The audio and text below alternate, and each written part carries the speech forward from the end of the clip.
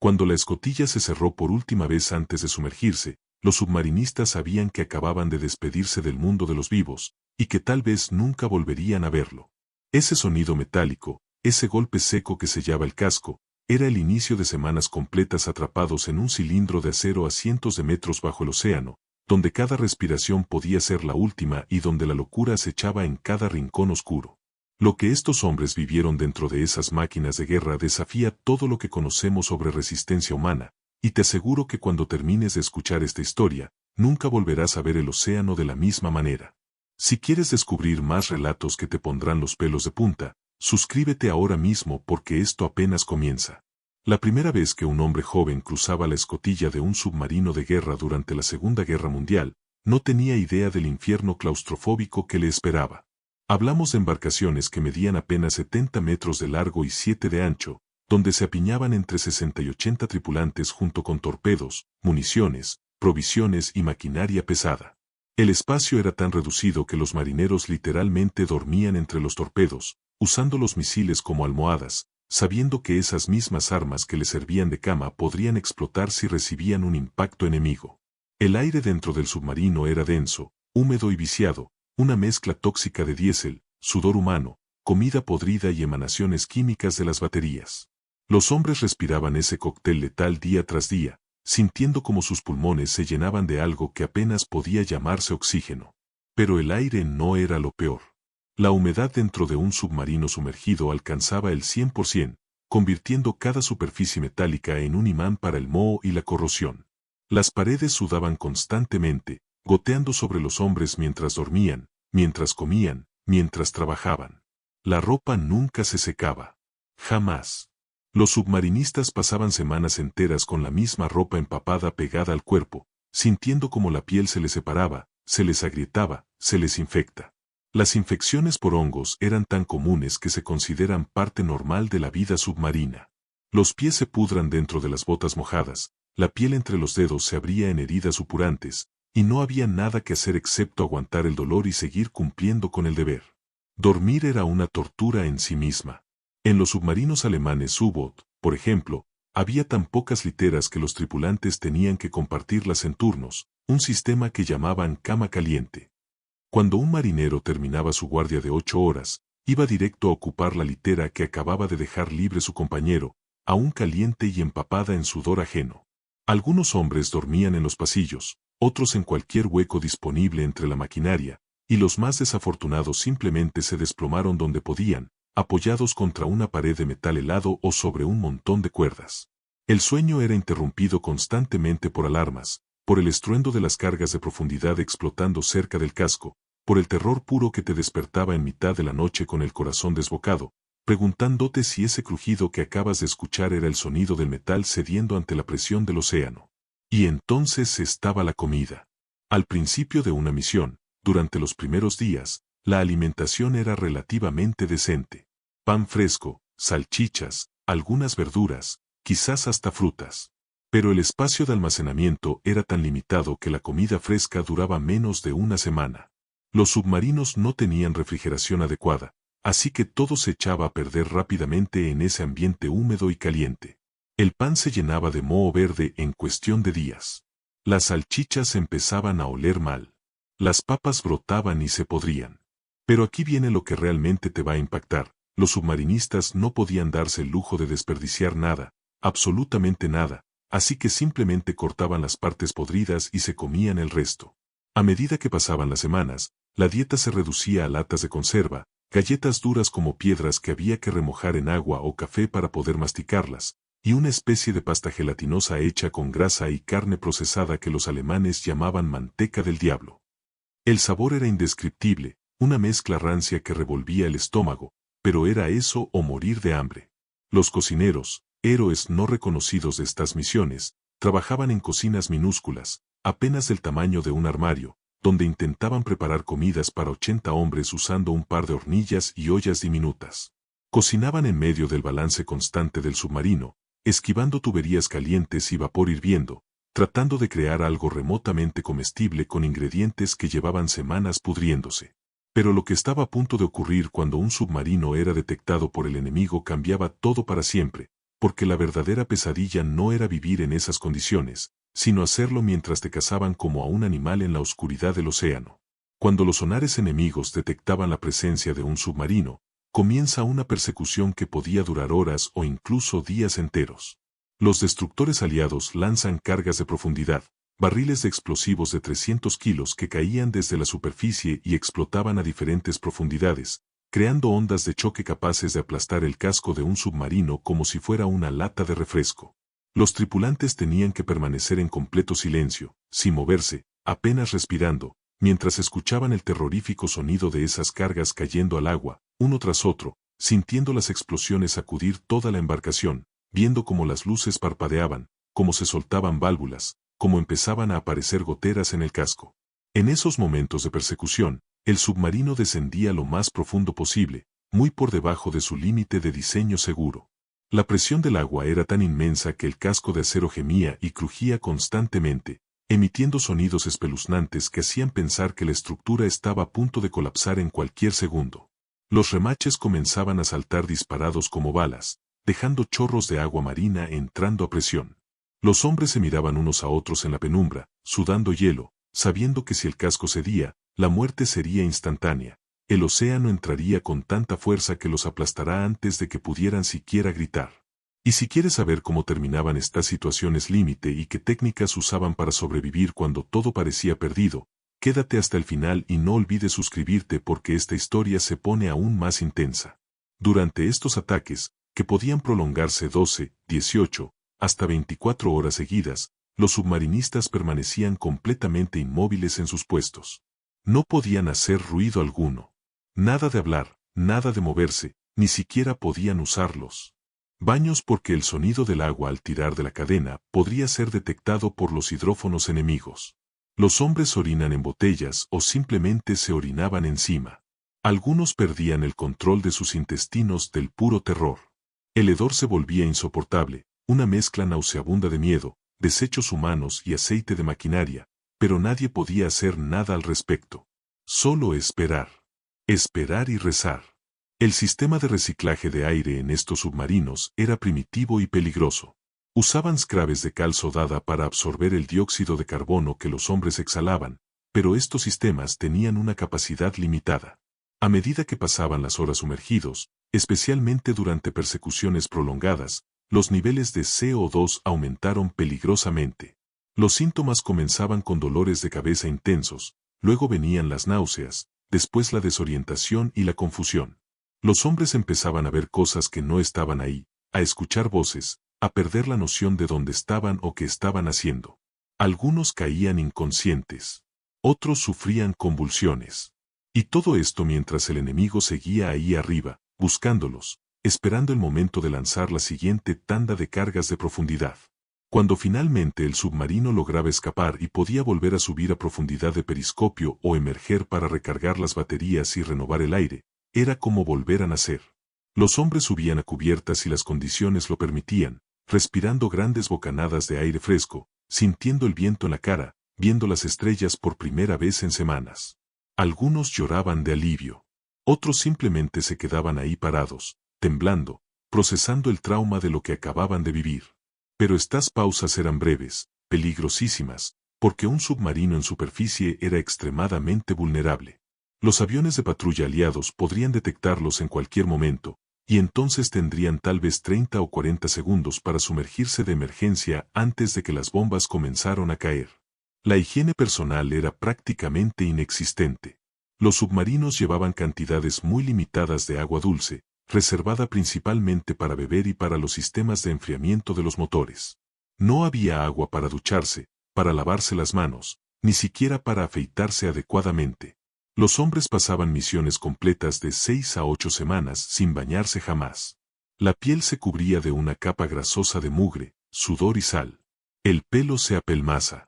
Las barbas crecían salvajes y llenas de comida.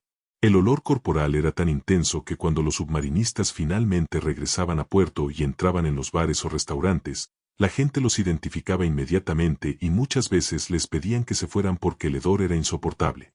Las heridas y enfermedades eran otro problema constante. Un simple corte podía infectarse rápidamente en ese ambiente húmedo y contaminado, convirtiéndose en una infección seria sin acceso a tratamiento médico adecuado. Los submarinos llevaban un médico o enfermero a bordo, pero sus recursos eran limitados. Había casos documentados de apendicitis agudas donde el médico del submarino tuvo que realizar cirugías de emergencia improvisadas sobre una mesa de comedor, usando instrumentos básicos y sin anestesia adecuada, mientras el submarino seguía en misión y todos rezaban para que el paciente sobreviviera. Imagínate el horror de necesitar una cirugía mayor mientras estás a 300 metros bajo el océano, rodeado de enemigos, sin posibilidad de evacuación médica. Pero quizás lo más devastador psicológicamente era el aislamiento absoluto. Una vez que el submarino se sumergía y comenzaba su patrulla, desaparecía completamente del mundo exterior. No había comunicaciones regulares con el alto mando. No había noticias de casa. No sabías si tu familia estaba viva o muerta, si tu ciudad había sido bombardeada, si la guerra había terminado o seguía. Vivías en un limbo temporal donde solo existía el submarino, la misión y la muerte que podía llegar en cualquier momento. Este aislamiento quebraba mentalmente a muchos hombres. Desarrollaban neurosis, ataques de pánico, depresión profunda. Algunos simplemente se desconectaban emocionalmente, convirtiéndose en autómatas que cumplían sus funciones mecánicamente, con la mirada perdida y vacía. Las tasas de mortalidad entre submarinistas eran aterradoras. Los U-Boot alemanes tenían la tasa de mortalidad más alta de cualquier rama militar en toda la Segunda Guerra Mundial, 75%. 3 de cada 4 hombres que servían en submarinos alemanes nunca regresaban a casa. Morían ahogados cuando sus submarinos eran hundidos. Morían aplastados por la presión del océano. Morían en explosiones de torpedos. Morían de hipotermia si lograban escapar, pero quedaban a la deriva en el Atlántico helado. Y los que sí sobrevivían y regresaban, muchos de ellos nunca volvían a ser los mismos. Quedaban marcados por un trauma profundo, por pesadillas que los perseguían el resto de sus vidas, por el recuerdo de los compañeros que habían visto morir en circunstancias horribles. A pesar de todo esto, de estas condiciones infrahumanas, de este terror constante, estos hombres desarrollaron un sentido de camaradería y hermandad que era casi imposible de explicar a quienes no lo habían vivido. Cuando tu vida depende completamente de que cada uno de tus compañeros hagan su trabajo perfectamente, cuando has compartido el peor miedo imaginable con los mismos 50 hombres durante semanas encerrados en un tubo de metal, se crea un vínculo que va más allá de la amistad normal. Eran una familia forzada por las circunstancias más extremas, unidos por la supervivencia compartida. Se cuidaban unos a otros, compartían sus últimas galletas, se consolaban cuando alguno recibía malas noticias de casa, se cubrían las espaldas en combate. Muchos veteranos de submarinos dijeron después de la guerra que nunca más en sus vidas experimentarían ese nivel de conexión humana con otras personas.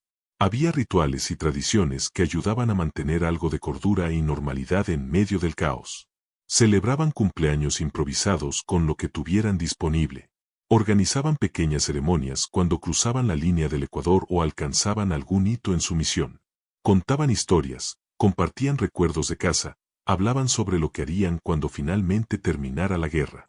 Algunos llevaban amuletos de buena suerte, fotos de sus seres queridos envueltas en plástico para protegerlas de la humedad, cartas que leían una y otra vez hasta que el papel se desintegraba. Estos pequeños pedazos de humanidad eran lo único que los mantenía conectados con el mundo exterior, lo único que les recordaba que alguna vez habían sido algo más que máquinas de guerra viviendo en un infierno submarino. Los comandantes de submarino eran figuras casi míticas.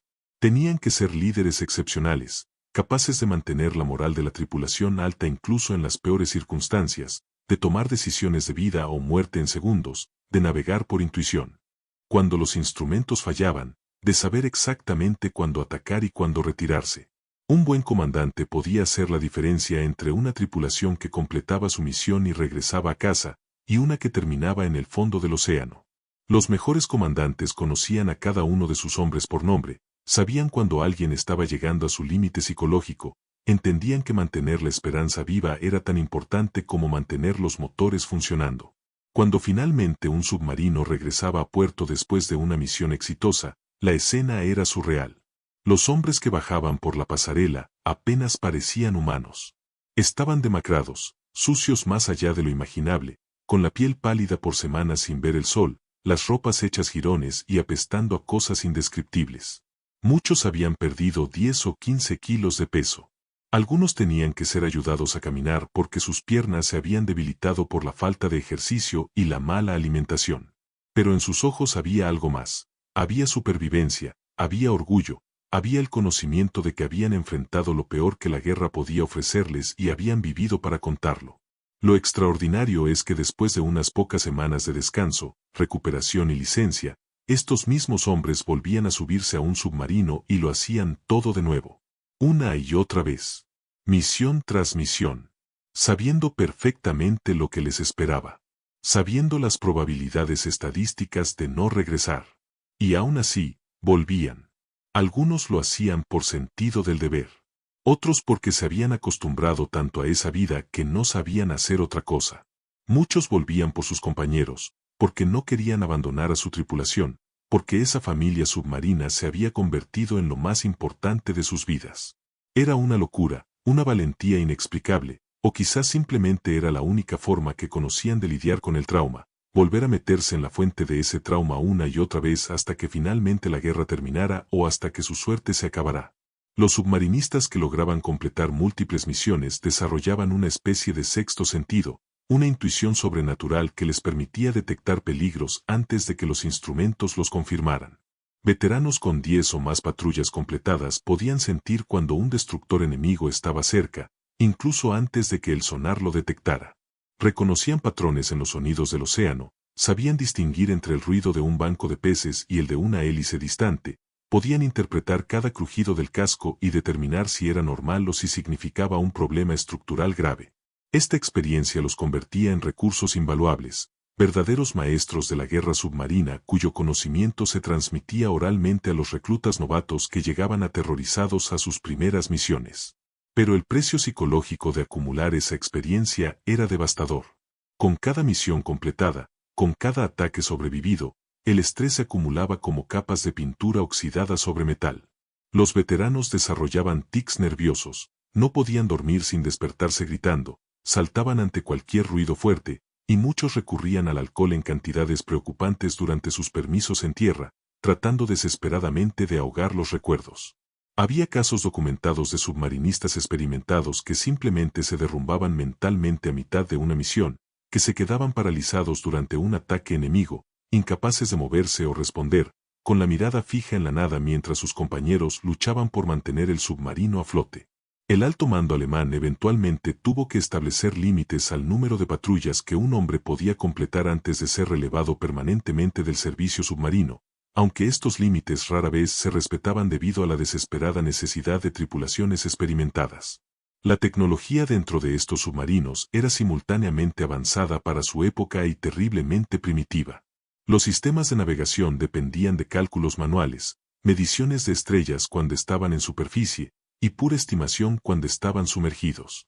Los errores de navegación eran comunes y a veces fatales. Submarinos que creían estar en aguas seguras descubren demasiado tarde que habían entrado en campos minados, o que se habían acercado peligrosamente a zonas costeras donde las corrientes los estrellaban contra formaciones rocosas submarinas. Los torpedos eran notoriamente poco confiables en las primeras etapas de la guerra, con tasas de fallo que superan el 50%. Había casos desgarradores de submarinos que lograban posicionarse perfectamente para un ataque después de horas de maniobras sigilosas, disparaban sus torpedos contra un objetivo valioso, y luego veían con horror cómo los torpedos simplemente no explotaban o fallaban sus detonadores, desperdiciando una oportunidad única y revelando su posición al enemigo. Las baterías eléctricas que alimentan los motores cuando el submarino estaba sumergido eran otra fuente constante de peligro mortal. Estas baterías producen gas hidrógeno, altamente explosivo, que podía acumularse en compartimentos mal ventilados. Una sola chispa, un cortocircuito menor, podría desencadenar una explosión catastrófica que destruiría el submarino instantáneamente. Los electricistas a bordo vivían con este particular terror, sabiendo que un error de cálculo al cargar las baterías, una conexión floja, cualquier descuido podía matarlos a todos. Además, cuando las baterías se usaban intensamente durante persecuciones prolongadas, se calentaban a temperaturas peligrosas y comenzaban a liberar gases tóxicos como cloro, que causa asfixia y quemaduras químicas en los pulmones. Los hombres tenían que ponerse máscaras de gas improvisadas, trapos mojados sobre la boca y nariz, mientras seguían trabajando en sus estaciones, tosiendo sangre pero sin poder detenerse porque detener el trabajo significaba la muerte segura. En los submarinos japoneses, las condiciones eran incluso peores en muchos aspectos. La mentalidad militar japonesa enfatiza el sacrificio extremo y el desprecio absoluto por la comodidad personal, lo que se traducía en submarinos diseñados sin ninguna consideración por el bienestar de la tripulación. Los espacios eran aún más reducidos, las provisiones aún más limitadas, y la cultura militar no permitía quejas ni signos de debilidad. Los submarinistas japoneses eran entrenados para considerar el regreso a casa como algo secundario, la misión lo era todo, y si eso significaba morir en el intento, se esperaba que lo hicieran con honor. Esta mentalidad llevó a tácticas suicidas donde submarinos se usaban en ataques kamikazes, estrellándose deliberadamente contra barcos enemigos, o se quedaban en posiciones imposibles hasta que eran hundidos, en lugar de retirarse para luchar otro día. Los submarinistas soviéticos enfrentaban desafíos únicos operando en los mares árticos, donde las temperaturas dentro del submarino podrían caer hasta el punto de congelación cuando estaban sumergidos bajo el hielo polar.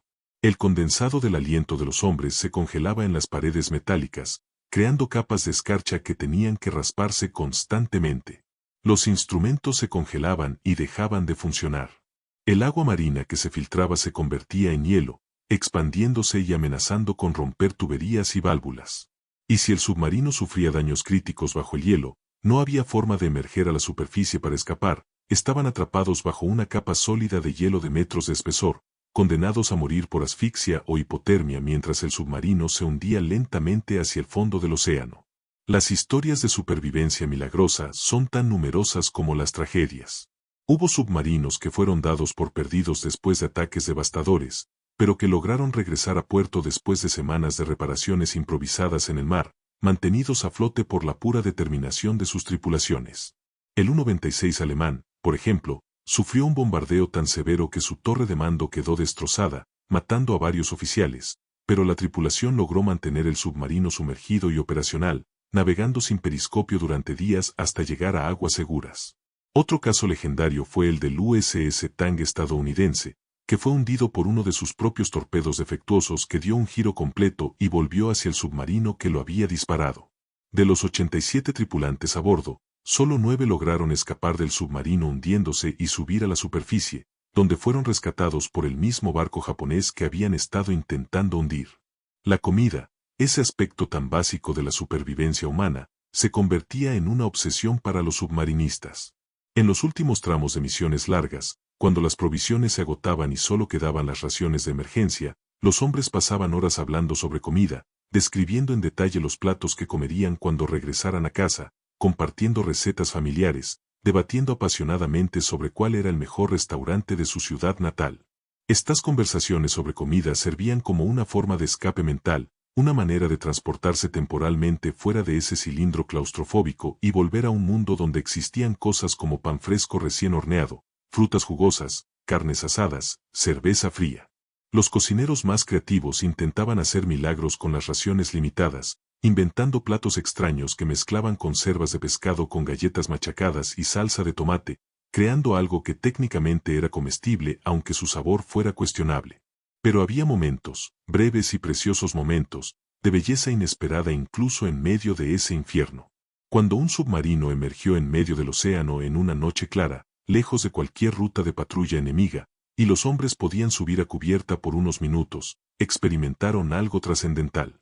El cielo nocturno sobre el océano abierto, sin contaminación lumínica alguna, se desplegaba en toda su gloria, millones de estrellas brillando con una intensidad que la mayoría de las personas nunca han visto, la Vía Láctea atravesando el firmamento como un río de luz, el océano reflejando esas estrellas como un espejo infinito.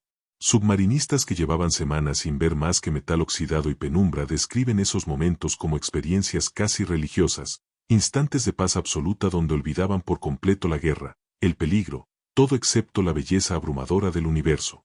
También estaban los delfines. Estos animales inteligentes parecían sentir curiosidad por los submarinos y frecuentemente los seguían o nadaban junto a ellos.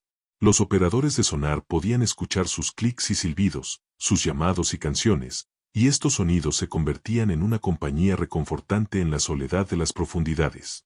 Algunos submarinistas juraban que los delfines los habían salvado en más de una ocasión, creando suficiente ruido acústico para confundir a los sonares enemigos o guiándose inadvertidamente fuera de zonas peligrosas. Cierto o no, la presencia de vida marina inteligente cerca del submarino les recordaba a los hombres que no estaban completamente solos en ese vasto océano hostil. Las cartas que los submarinistas escribían a sus familias antes de cada misión eran documentos devastadoramente emotivos. Muchos las escribían sabiendo que probablemente serían las últimas palabras que sus seres queridos recibirán de ellos.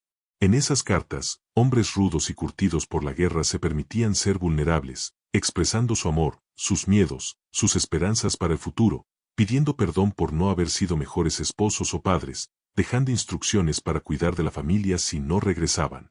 Estas cartas se guardaban en tierra y solo se enviaban si el submarino era declarado oficialmente perdido.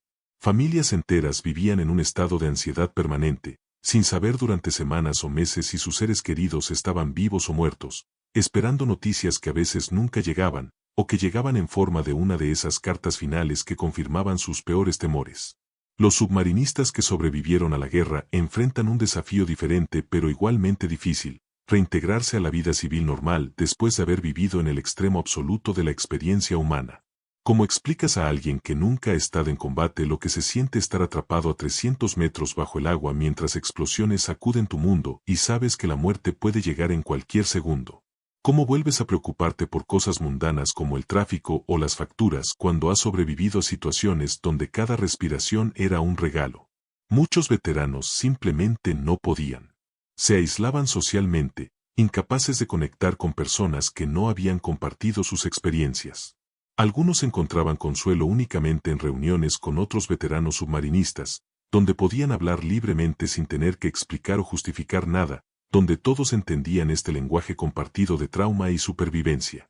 La tecnología submarina avanzó dramáticamente durante la guerra, pero ese progreso tuvo un costo humano terrible. Cada mejora en diseño, cada nueva táctica, cada avance tecnológico fue comprado con las vidas de tripulaciones enteras que sirvieron como conejillos de indias involuntarios. Los submarinos de finales de la guerra eran significativamente mejores que los del principio, más rápidos, más profundos, mejor armados, con sistemas de soporte vital más confiables.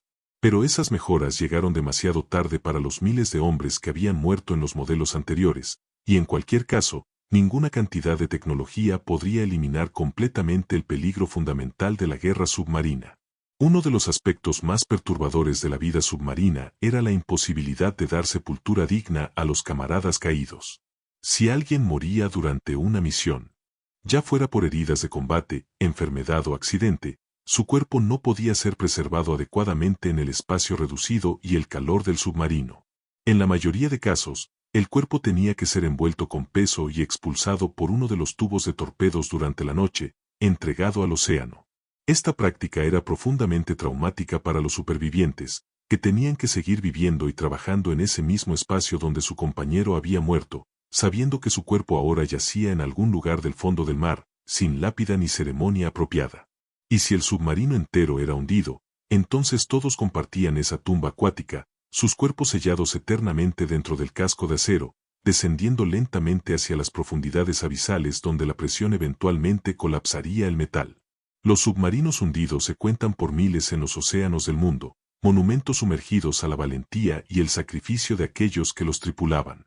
Algunos fueron localizados décadas después por exploradores submarinos, encontrados reposando en el lecho marino con sus tripulaciones todavía dentro, preservadas en ese último momento de terror cuando el agua entró y el aire se escapó.